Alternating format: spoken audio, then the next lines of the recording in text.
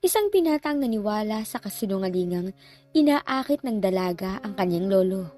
Kaya agad niya itong dinala sa malayo at planong gawing alipin. Paano kung sa halip na siya ang magparusa, ay siya pa ang mahulog ang loob dito dahil sa kakaibang charm nito? Halina at sabay-sabay po nating pakinggan ang love story na pinamagatang Innocent Girl Between Love and Lies. Pero bago tayo magpatuloy, kung bago ka pa lamang sa aking channel, ay pakilike po ng ating video. Pakiclick din ng subscribe button at bell icon para lagi kayong updated sa mga parating ko pang uploads. Dear self, sobrang saya ko dahil halos lahat ng mga apo ko ay nalagay na sa maayos na buhay. Kaya naman ngayon, sa isang apo ko ako magpo-focus. Si Aoki. Aoki, and Aoki. And sometimes, if it's challenging enough, he can be called on to do his familial duty. Hindi ko alam kung bakit, pero nag-aalala talaga ako sa apo kong yun. Sa kanilang lahat siya ang masasabi kong pinakamalapit ang ugali sa akin. He's as hard as a rock, as strong as an ox, and as manipulative, scheming, and domineering as I was when I was his age. Sa palagay ko, dahil din doon kaya madalas siyang na may misunderstood ng mga taong nakapaligid sa kanya.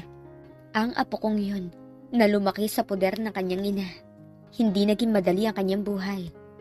Maagang yumao si Alexis, ang aking pangwalong anak. At isang malaking trahedya pa ito dahil nawala siya sa isang malagim na aksidente. 10 taon pa lamang si Aoki noon. Sobra siyang natroma sa nangyari sa buhay ng aking anak. Nagsumugod sa bahay ng anak ko ang dati niyang nobya at tangkain itong tapusin ang buhay ni Aiko at Aoki.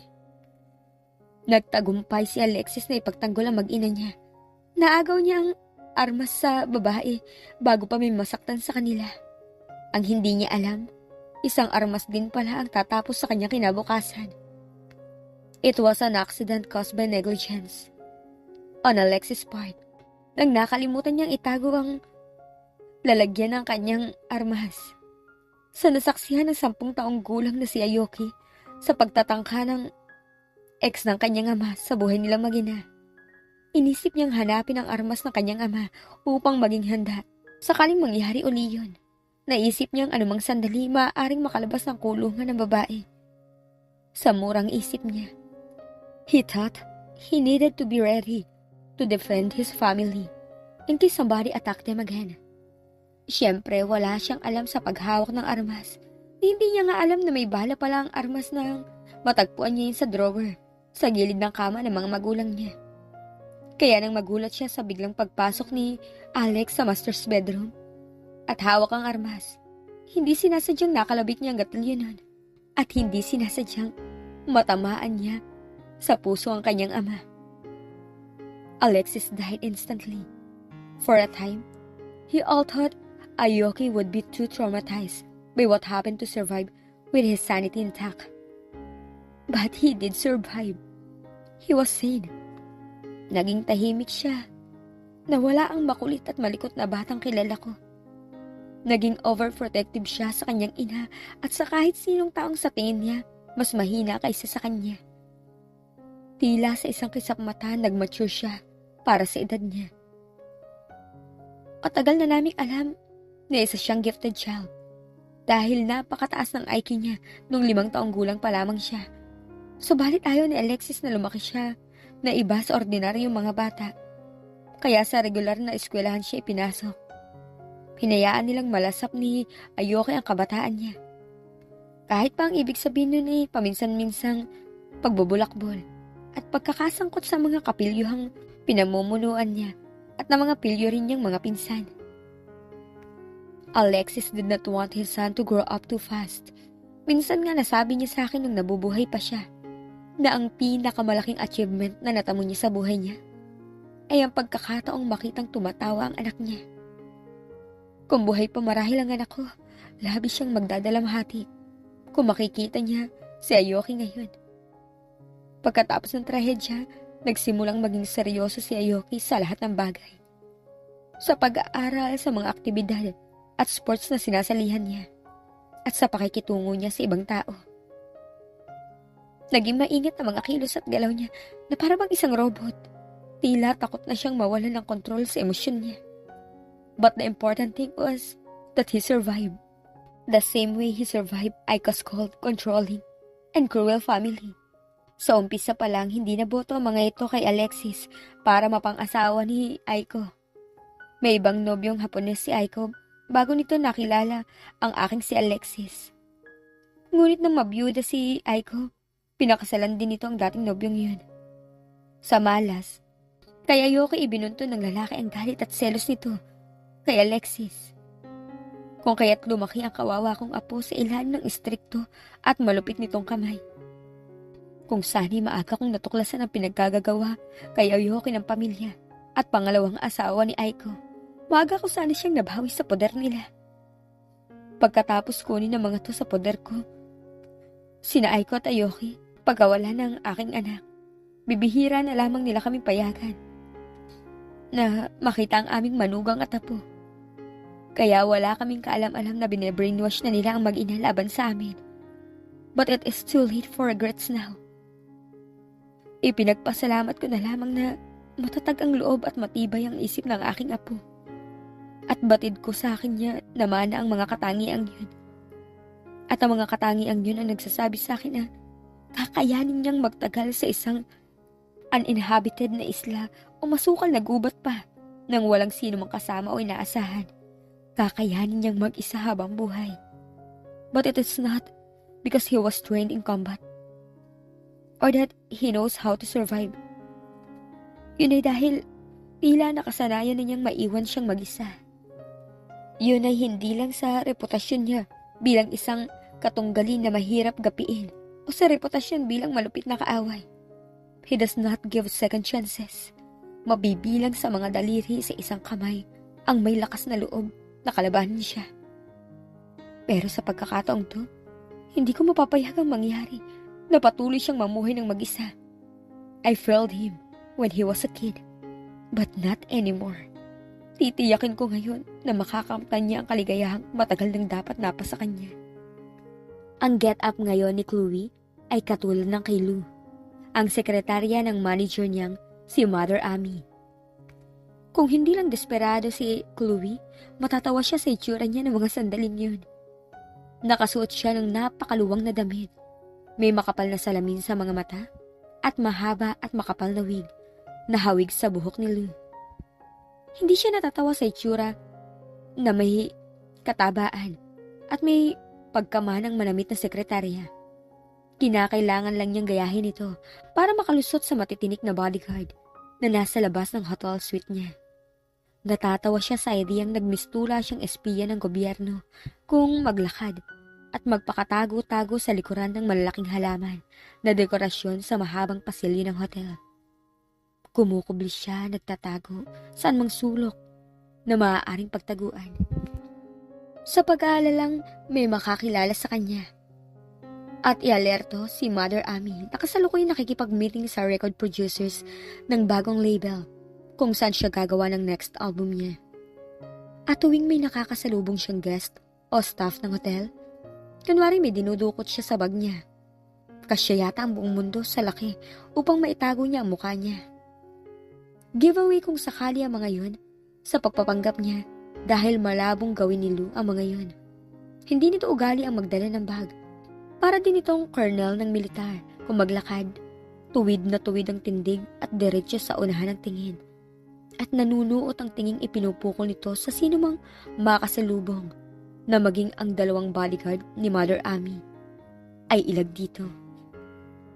Ang laki talaga ng utang ko sa iyo, Lou. Salamat ng marami, sabi niya sa sarili habang binabagtas ang eleganteng pasilyo ng Hishima Hotel and Casino. Ilang hakbang na lang at malapit na siya sa kinaroroonan ng mga elevator. Lou was a firm believer that for chaos not to reign on earth, kailangang sumunod palagi sa batas at moral code ng mga tao.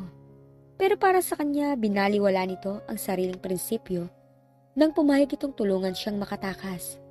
Kahit pansamantala ang manager niya na ayaw paawat sa pagmamanipula sa buhay niya.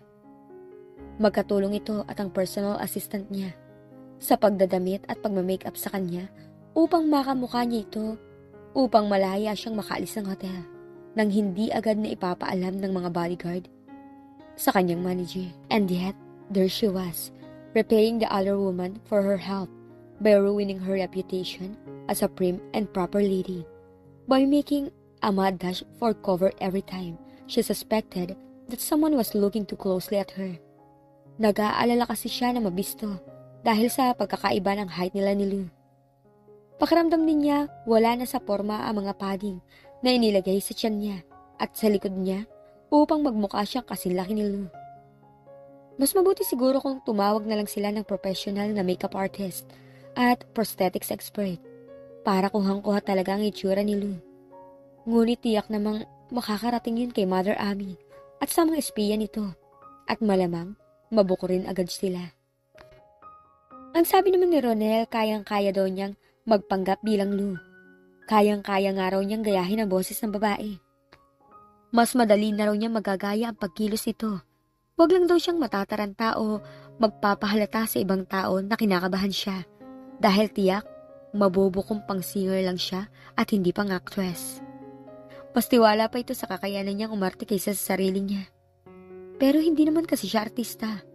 Kahit anong pilit ng manager niya na hindi niya kasalanan na hindi tinangkilik ng tao ang nilabasan niyang teleserye. Aminado kasi siya sa sarili na kahit gaano pa kadali ang role na ibigay sa kanya sa pelikula o sa telebisyon, hindi niya yun magagampanan ng maayos. Singer siya. Sa pag-awit lang siya mahusay, hindi sa pagdadrama. Sa malas ayaw yung tanggapin ni Mother Amy. Gusto nitong lalo pang samantalahin ang popularidad ng mga novelty song na pinasikat niya. Kaya pilit siyang isinasali nito sa kung saan-saang programa sa telebisyon. Humakbang siya patungo sa elevator at agad na pinindot ang button nun, habang panay pa rin ang paglinga niya sa paligid. Hanggat hindi siya nakakalabas o nakakalayo ng hotel, hindi mababawasan ang kaba sa dibdib niya. Siguro kung naging reasonable si Mother Amy at pinayagan siyang makapagpahinga man lang pagkatapos ng nakakapagod niyang tour sa halos lahat na yata ng mall sa Pilipinas. Hindi sana siya mapipilitang gawin yun. 2 buwang bakasyon lang naman ang hinihingi niya rito. Konting pahinga bago siya magsimulang mag-recording para sa pangalawang album niya. Na-discover siya nito sa pamamagitan ng kaibigan ni Lou na parokyano sa parlor na pinagtatrabahuhan niya 3 taon na ang nakararaan. Mula noon, ngayon pa lang siya humingi ng pahinga rito, pero ayaw siyang payagan ito. "Sasakay ka ba, miss, o hindi?" sabi sa kanya ng naiiritang boses lalaki. At ang boses na yun, pag-aari ng matangkad na morenong lalaki. Nakahawig ni Antonio Banderas nung medyo bata-bata pang aktor. Isa ang lalaki sa 3 nakasakay sa elevator na hindi niya namalayang bumukas na pala dahil abala ang mga mata niya sa pagtingin sa pasilyo. "Sasakay ako, sandali lang," sabi niya, saka malalaki ang mga hakbang na pumasok siya sa elevator. Maluwang ang mga elevator. Kaya kahit malaki siya bilang si Lou, malaki rin ang bitbit niyang bag na naglalaman ng mga gamit niya. Kasya-kasya silang 4 doon. May espasyo pa nga. Subalit nang masulyapan niya ang isa pang lalaking lula ng elevator, tila biglang sumikip ang paligid. Napapagitnaan nito ng iritadong morenong kumakausap sa kanya kanina.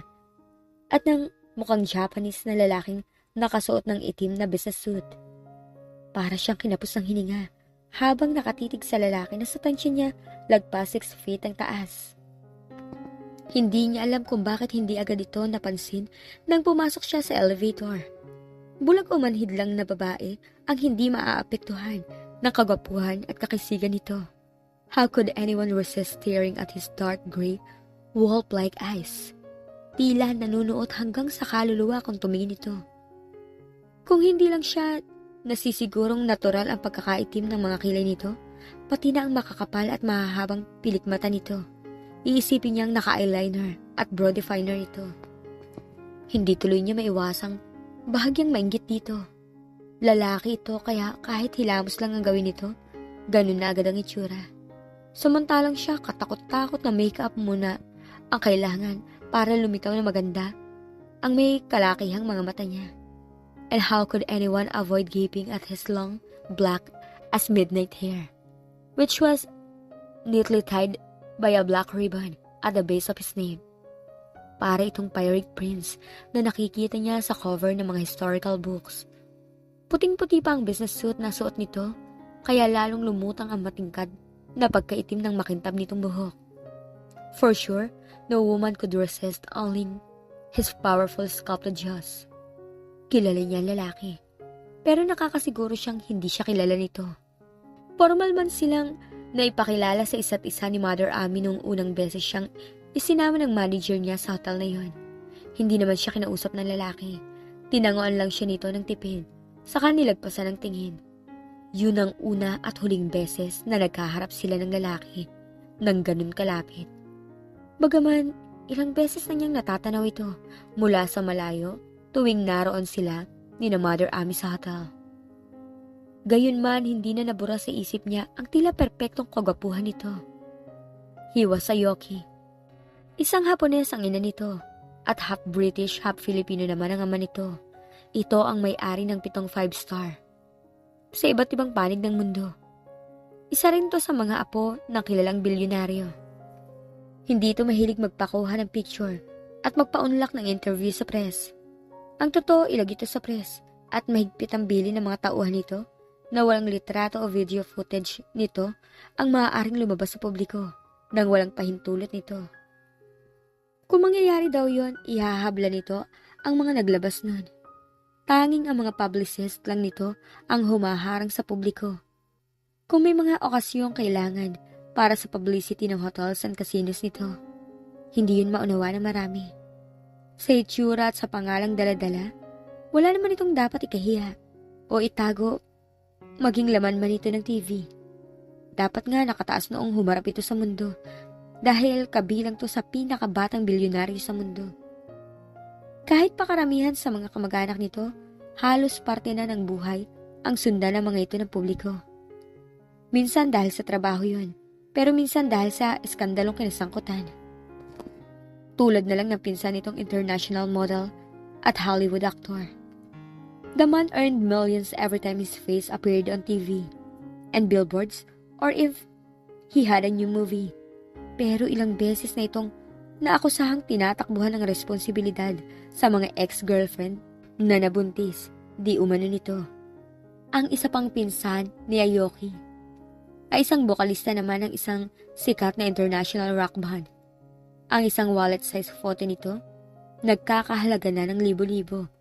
At ang pinakamahabang ticket sa concerts ng banda nito, tumataginting na 25,000 na halos sa naka-install na widescreen. Doon lang nila mapapanood ang mga ito. Ngunit tulad ng isang sikat na rockstars, sinasabing gumagamit daw ito ng bawal na gamot. Lalong hindi takot sa limelight ang pinsan ni Aoki. Isa itong sikat na modelo sa Europe at America, pero ngayon nag-aaral na rin upang maging isang fashion designer. Hindi ito naging ilag sa publiko kahit pa napabalitaang may psychotic stalker ito na muntik ng pagsamantalahan at tapusin ang buhay nito ilang buwan pa lang ang nakararaan. Maging ang isa pang pinsan ni Aoki, madalas ding makita sa TV. Bagaman baguhan pa lamang itong reporter sa isang malaking TV network, napapansin na kahusayan nito. At maging ang ilang pinsan ni Aoki na negosyante ring tulad nito, ay hindi kasintindi nito ang pagtutol na humarap sa press, paminsan-minsan at magpakuha ng litrato. Tuloy ay marami ang nais lumutas sa misteryosong pagkatao nito. Pero salamat sa madalas na pananatili nila, nina Mother Amy, sa Hishima. Karamihan sa staff niya nalalaman ng mga bagay-bagay tungkol sa binatang may-ari ng naturang hotel. Ayon sa mga to, maihahalin tulad dito sa isang karakter sa nobela, sa The Devil Wears Prada. Sa kaso nga lang ni Aoki ay hindi Prada kundi Armani, at malayo pa lang ito ay nanginginig na di umano ang mga to sa kaba. Kapag nag-iikot at nag-i-inspection ito sa buong gusali kasama ng mga staff nito, Lahat daw ng empleyado ng hotel ay halos hindi na humihinga sa takot na mapuna ng istriktong amo.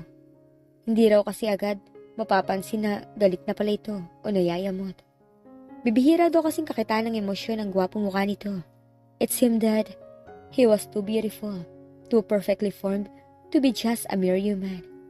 Tila ang tanging emosyong di umano na kayang taglayin ito ay kabagutan. Dahil sa sobrang perpekto nito, wala nang bagay sa mundo ang maaaring pumukaw sa interes nito. Dahil doon, walang makapagsabi kung kailan ang kalmadong anyo nito at malamig na tingin ay nangangahulugan na pala ng labis sa pagkayamot. At ang tanging babala bago nito pakawalan ang lupit at bagsik ng temper nito, ang panunuyang pagtaas ng isang sulok ng mga labi nito. Pagkatapos ng malumanay na boses, ay bigla na nitong sisirain ang tiwala sa sarili nang malas sa taong umani ng galit nito. With a few choice words, he could reduce a person to tears by enumerating all the reasons why that person should not even exist in this world. Ngunit sa kabila nun, wala itong empleyado na nagsabing unfair itong amo. Bagaman perfectionist di umano ito, napakalaki nitong magpasweldo. Higit pa sa hinihingi ng batas ang compensation na tinatanggap ng bawat empleyado nito. May life insurance at health plans din ang bawat empleyado. Kasama ang mga miyembro ng pamilya ng mga yun. Katakot-takot na incentives at bonuses din ang tinatanggap ng mga empleyadong tapat at mahusay magtrabaho. Kailangan lang sundin ang mga batas at patakaran nito sa hotels and casinos nito. Kahit umabot pa sa edad na 50 ang empleyado, papayagan nito yun na magtrabaho para dito. Hindi na niya alam kung gaano na siya katagal na nakatitig sa mukha nito. Pero nang biglang tumikim ng malakas ang lalaking Hapones na nasa kaliwa nito, saka lang siya nahimasmasan. Napakurap-kurap siya. Saka dagling bumaling paharap sa sarado ng pinto ng elevator. Kanina pa pala siya tila na matandang nakatitig kay Aoki. Sumara tumandar ang elevator nang hindi niya napupuna. Ang masama, tila kanina pa siya napansin ng tatlo na nakatitig kay Aoki, base sa iba't ibang reaksyong mababakas sa mukha ng mga ito. Sino nga kaya si Aoki? Ano ang magiging karakter nito sa buhay ni Chloe?